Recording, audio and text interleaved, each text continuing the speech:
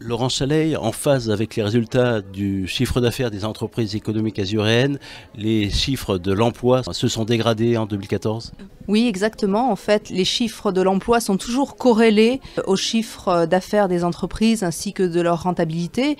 Donc on peut voir que sur le département, la baisse du nombre d'emplois de 0,4% est corrélée à la baisse globale du chiffre d'affaires et que dans les quelques secteurs où on a un accroissement du chiffre d'affaires, comme dans les matières premières aromatiques, comme on le dit maintenant depuis quelques trimestres, on a systématiquement un accroissement du nombre d'emplois. Donc effectivement, il y a une corrélation quasi parfaite entre les variations des chiffres d'affaires des entreprises et la variation de l'emploi. Le nombre de demandeurs d'emploi n'a jamais été aussi élevé dans les Alpes-Maritimes? Le nombre de demandeurs d'emploi n'a jamais été aussi élevé dans les Alpes-Maritimes. Alors bien sûr, il est la conséquence des éléments que je viens de citer préalablement, mais il est également aussi la conséquence de l'attractivité du territoire. Donc c'est un élément positif qui fait qu'on pâtit aussi de chiffres qui sont assez mauvais. C'est que souvent, notre territoire est attractif en termes d'emploi. Donc quand des couples se déplacent sur notre territoire, malheureusement, on ne trouve pas forcément un emploi pour le conjoint. Et c'est un des éléments aussi qui crée cette distorsion sur notre taux de demandeurs d'emploi qui est de 10,6% dans le département des Alpes-Maritimes par rapport à celui national de la France qui est de 9,9%. Donc il n'y a pas que des raisons négatives, c'est aussi la conséquence de cette attractivité. Mais il est très mauvais notre taux et il est aussi d'autant plus mauvais que compte tenu des atouts de la région, je suis intimement persuadée qu'il y a encore beaucoup d'effets de levier qui permettraient de redresser la situation.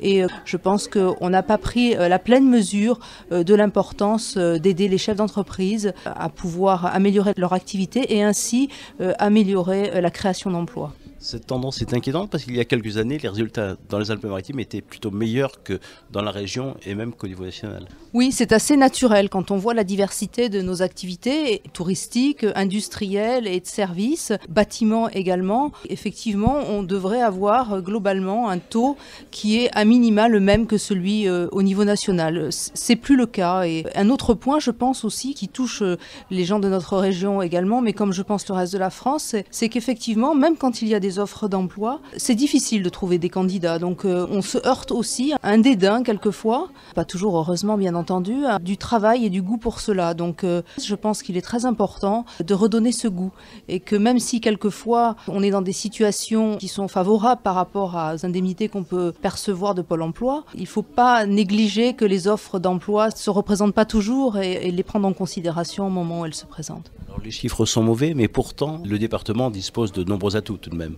Oui, je suis persuadée qu'il dispose de nombreux atouts et qu'il les conservera longuement et je pense qu'il faut tout faire pour qu'il les conserve. L'élément le plus dangereux, ce serait la fuite de compétences trop massives et que l'on perde la qualité de nos jeunes et la qualité de nos entrepreneurs entreprenants dans la région. C'est à cela qu'il faut veiller.